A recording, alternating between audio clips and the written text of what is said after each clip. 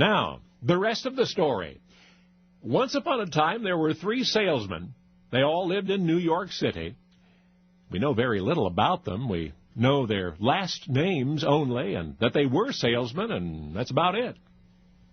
It would be reasonable to assume that they sold ladies' and gentlemen's undergarments, because when they pooled their resources toward a solitary enterprise in 1876, that's precisely what their company manufactured, underwear. Their hottest item was a unique spiral bustle. In the quaint and clumsy terms of 19th century American advertising, it was, quote, the only bustle not to break down. The men's underwear line was made of heavy knitted fabric. Some was 100% cotton. The rest of it was a combination of cotton and wool.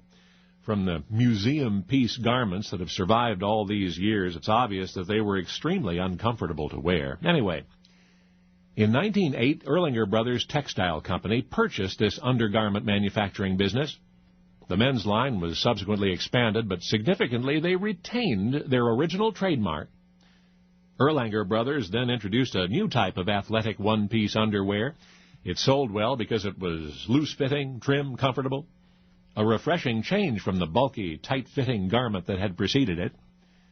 The most revolutionary development Erlanger Brothers brought to the underwear business was a lightweight waffle-like fabric called nainsook cloth.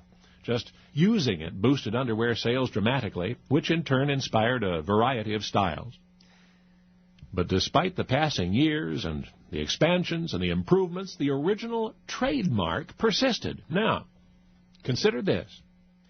In the way over a century since those 3 salesmen started manufacturing underwear, their company had been purchased and resold several times, and their first trademark is still in use. But if you were to write a letter to the present company requesting an interpretation of their trademark, they might not tell you. The fact is that so much mystery has surrounded that trademark, and for so many years, the company hesitates to explain it. But now, all these years later, you are going to learn what it means. The essence, the origin of that cryptic corporate emblem on your undershorts. You see, a company executive has confided to us, quote, the general public does not know the origin of that symbol. It's been felt that by maintaining the mystique or curiosity of the trademark, it would be more meaningful, end quote. Well, maybe so. But now, for better or worse, you will know. Now, remember those 3 salesmen who started the company? Well, the reason so little is known about them is that a fire quite some time ago destroyed many company records, including details of the company's beginning. And as I've said, not even the first names of those 3 founders would be recalled.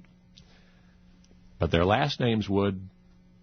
Their last names would, and the initials of their last names eventually became synonymous with underwear, as they are even still.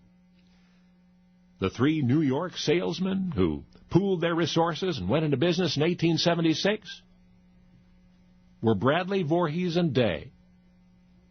That's Bradley, Voorhees, and Day. That's right. BVD. Only now, you know the rest of the story.